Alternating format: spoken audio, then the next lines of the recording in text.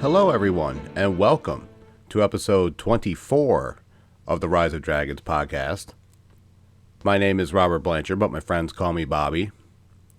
And right at the top, I want to start by sending my condolences to the family of Val Kilmer, family and friends of Val Kilmer, who I just, I woke up this morning to a cascade of posts on my Facebook page that Val Kilmer had passed away at the age of 65.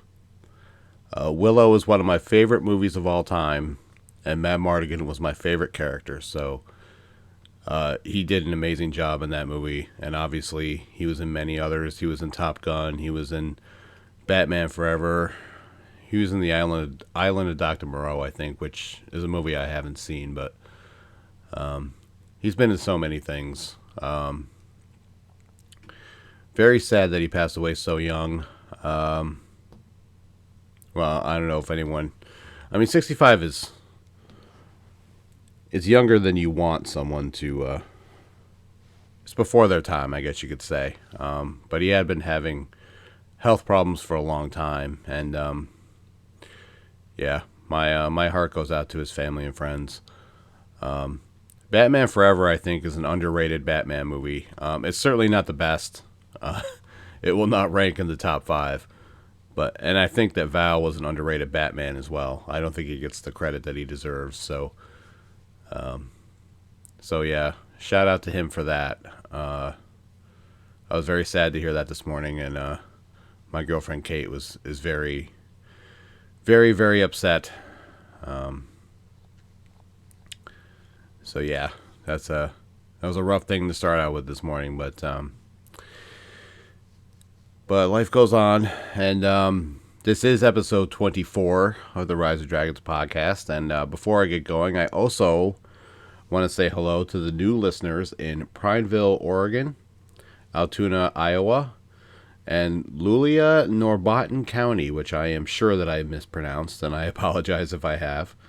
But yeah, we got listeners all over the place listening to this podcast, which I think is just absolutely crazy.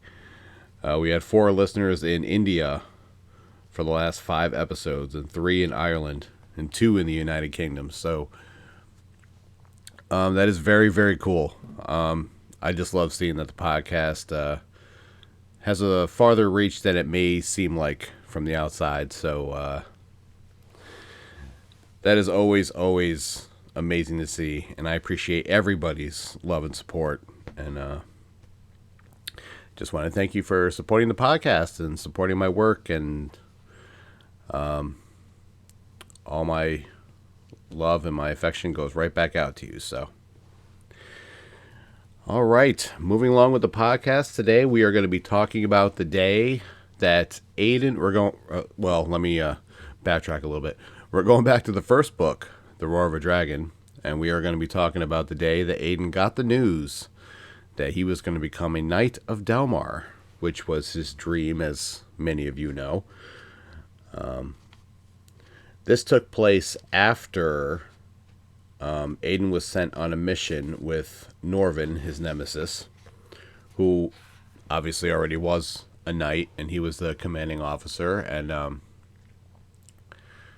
I guess you can kind of interpret it any way you really want to interpret it, but Norvin kind of sent Aidan on a suicide mission, and Aidan and a scouting party ended up facing down the entire Bolton army. I say facing down, it wasn't supposed to be like a full-out battle, but there was a fight, and Aidan ended up being the last one standing, of course. And the commander of Bolton stopped the fight, and he praised Aidan for his work, and he sent him back to his army. And Aidan was not very happy. Aidan let Norvin know it, and the next day they went off to battle, and there was a situation where Norvin was in trouble and could very well have been killed, but Aidan saved his life anyway, because that's what you do as a soldier and as a knight. And so yeah, Aidan did his duty on that day. And of course, when they came back to Delmar, different stories circulated as to what actually happened. But basically, Norvin was hailed as a hero for what happened in Bolton. And, obviously that sticks at Aidan's craw a little bit, but, it is what it is, and that's life. But Garridan, General Garridan, and Derrick obviously believe Aidan's side of the story. And they've kind of sort of put in a good word for Aidan to King Balladeer, and Balladeer has decided that it is time to give Aidan that opportunity to rise to knighthood. So yeah, this starts out, Aidan is training one day, and Derrick has gone to find him in the yard. I believe that Aidan is archery training, which is not Aidan's strong suit. By the way, the spoiler rating for this episode is going to be a little bit above and beyond a 5, because I'm going to be basically kind of reading what happens here, and then giving my perspective on things as I read it. But so yeah, Derrick finds Aidan in the yard. Let me preface this by saying before I read that I'm not good at voices or accents or anything like that. So there's a reason why I don't.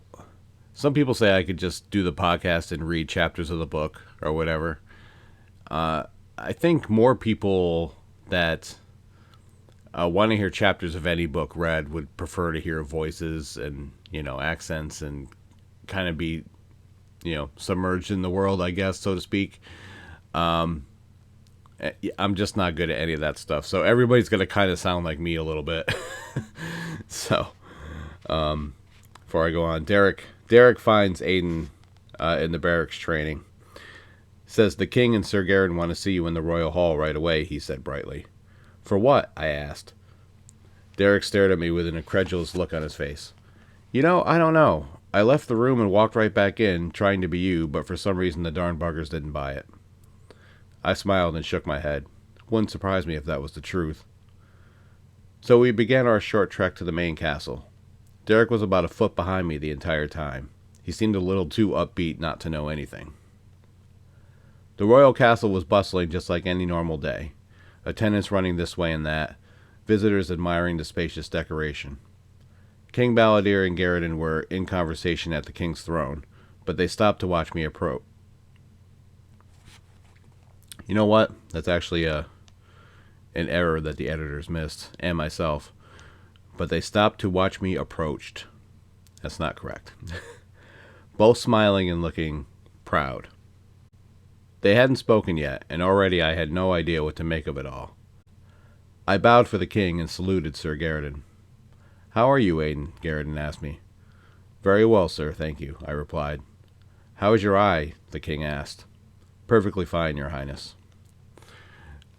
As for the eye, that was the scar, the teardrop scar, the famous teardrop scar he also got in that battle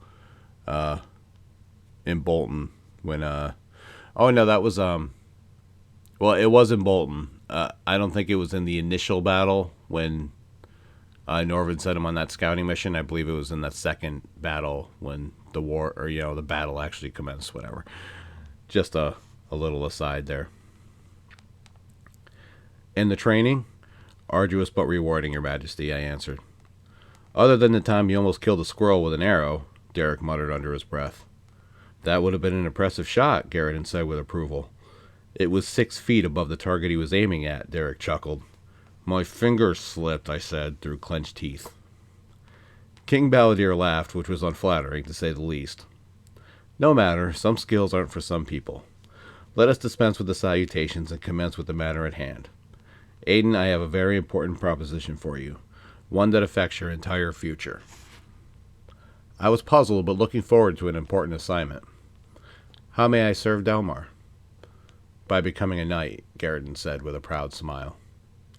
I could feel myself turning white. No. I heard him wrong. I'm years away from that. There is no way he could have said what I thought he said. Now, Sir Garridan, King Balladeer said in a tone that brought things back to normal. Not that I doubt Aidan's ability, but we are getting ahead of ourselves. As per tradition, he must complete a trial before he can be seriously considered. Of course, Your Majesty, Sir Garridan said with a slight bow. My apologies. Wait a minute, I said, holding a finger up to stop them while I figured this out. You're serious, aren't you? I'm really about to embark on my trial to become a knight. Yes, Aidan, the king answered with lowered eyelids. We are very serious. I was still confused. Not that I'm not extremely grateful, but why? No one has ever been made a knight so young. Garridan paced a few steps to his left before he answered. Well, as the king and I surveyed the ranks of the soldiers eligible for knighthood, we simply found that no one matched your heart, determination, and raw ability. Also, what you did last year, saving Sir Norvin after all he had done to you, that personifies the very essence of being a knight. Even though they had already said as much, I still found myself skeptical that this was really happening. It was all so surreal, overwhelming. As you know, a knight must accompany you on your trial, King Balladeer began, but was cut off by Derrick. Are you sure you want to do this now, Your Majesty? He's not going to like it. I instantly became apprehensive. Like what? Who we've chosen to accompany you, Garridan responded. I looked around at all three of them, tension mounting. Who is it? Look, Aidan, Derrick said. We know you don't get along with him, and we know what happened a year ago. Apprehension and tension were turning into anger in a hurry. No. You can't send me with him. I've already tried to work with him, and it didn't end too well. If you really think things are going to change, it's me, Derrick said simply. I was silent as shock brought me back to reality. I glanced at all three of them before finally settling on Derrick. Are you kidding me? Derrick broke out in hysterical laughter. You should have seen your face. Garridan had a little grin on his face. Please don't be angry, Aidan. It was all Derrick's idea. Of course it was, I said loudly. It had Derrick written all over it. Oh, come now, Derrick said, bent over from laughing so hard. That was funny. I figured I better cut it off, though, because it looked like your head was about to catch fire. He was still chuckling. Seemingly a good idea, King Balladeer said in a low voice, but he too wore a smile. After that, I couldn't help it. My face broke into a wide grin, and I shook my head. I had to admit, Derrick had gotten me pretty good. King Balladeer gently put one hand up, still bearing a light smile. All right, enough of the frivolity. Let us return to the business at hand. Once more grasping the gravity of the situation, I stood straight and firm. What task would you have me perform that I might prove my honor and worthiness to the White Army? Garridan put his hand up. Now, let's not be hasty, Aidan. We haven't decided what your trial is going to be yet. We merely wanted you to be prepared and to say that we are very proud of you. My heart was full of joy as Garridan spoke those words. King Balladeer smiled down at me proudly, and beside me, Derrick nodded in approval. Dismissed, Garridan said with a smile. I saluted Sir Garridan and bowed to the king, then made my way out of the castle, excitement and adrenaline pumping through my system. I tried to keep it together as best as I could. I didn't want to look unprofessional by squealing like a child in front of the king, but as soon as Derrick and I found a secluded spot near the castle, my enthusiasm poured out of me with a gasp. I can't believe it, I breathed to Derrick. Derrick clapped me proudly on the shoulder. I'm proud of you, brother. This is what you've dreamed your whole life. Yes, it is, I agreed, a sudden realization sweeping over me. But I don't have it yet. I must stay focused. Focus, schmocus, Derrick scoffed. There will be plenty of time to refocus. For now, be happy for what you have accomplished. You are about to become the youngest knight in Delmar's history. He was right, and the prospect of that was too much. I let out a howl of delight and started jumping around everywhere.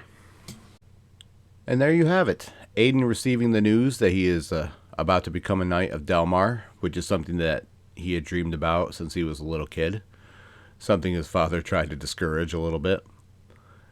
Obviously, it's a very important part in the book because it's starting to set up what's to come, and we all, well, those of you who have read the book know that that plan is about to go awry. I suppose this is also a bit of a spoiler, but obviously he does not reach that goal. And this next part is not necessarily a spoiler because it's on the back of the book, but Aidan's about to be killed, and he will wake up 3,000 years later with a dragon watching over him. So, I guess that's when the story really kind of kicks into high gear. But yeah, Aidan will have his dream taken away from him, and that's a very important part of the story and a very important part of Aidan's personality shift too. Aidan, I don't think, really kind of sees the world the same way when he wakes up, and when he realizes what has happened to him. I think Aidan is very disillusioned. And once again, I've talked in the past about some reviews have complained that Aidan is too childish, and I can see where they're coming from. And they also kind of have to remember, even though it's not really emphasized as much as it should be in the book, but Aidan still kind of is a child. He's kind of in his late teens, early 20s, I guess.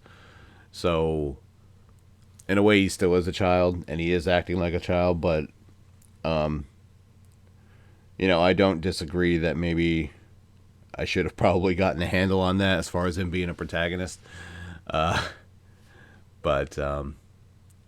if you really look at it, I think you can also kind of see why he is the way he is. It's a very traumatizing series of events, and it's a lot for a young person to deal with. And, everyone deals with everything in different ways. And Aidan chose his, well, maybe not necessarily chose, but Aidan dealt with his issues his way, and that's just kind of how it goes. But, you kind of have to read the story to see where it goes and hope that things turn out good in the end, because there's 2 more books after that.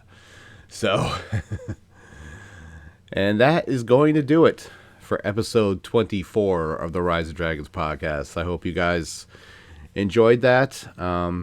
Like I said, people have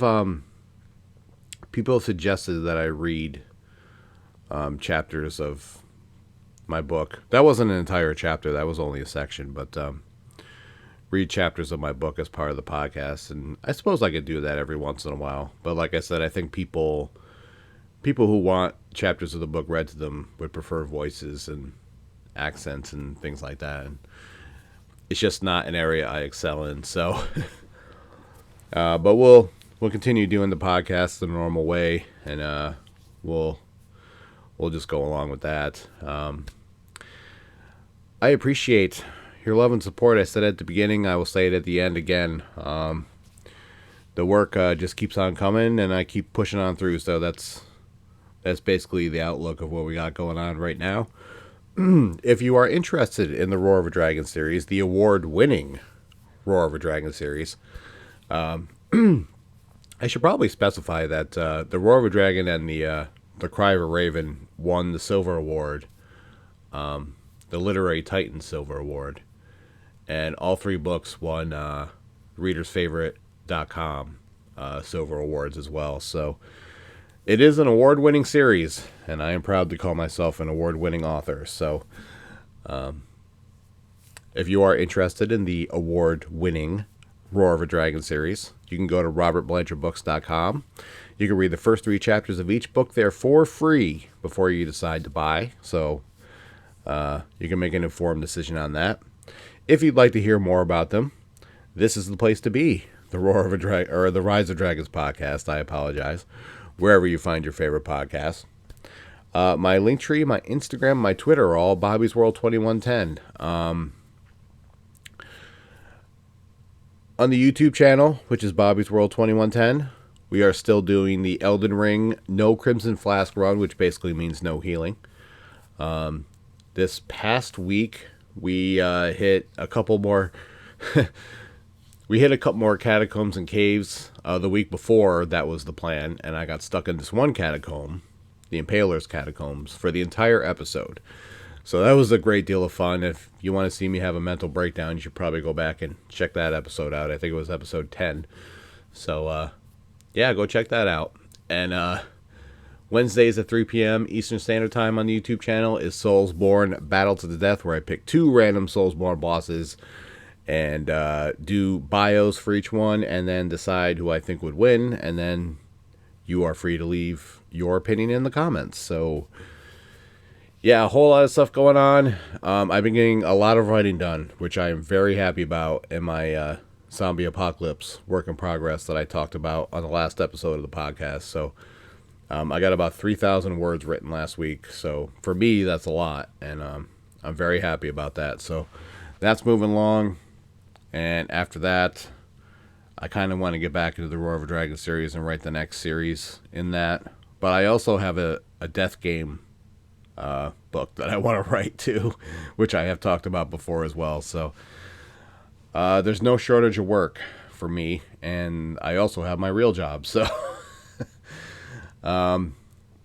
busy like a bee, as my 3rd grade teacher used to say. So yeah. A lot going on, but as long as people are listening and watching, and as long as people are enjoying my work, I'm going to keep pushing as far and as long as I possibly can. So, yeah. As always, I try to I try to preach love and peace on the podcast at the end of the show. Was it last night? I don't even remember now. But on our neighborhood watch,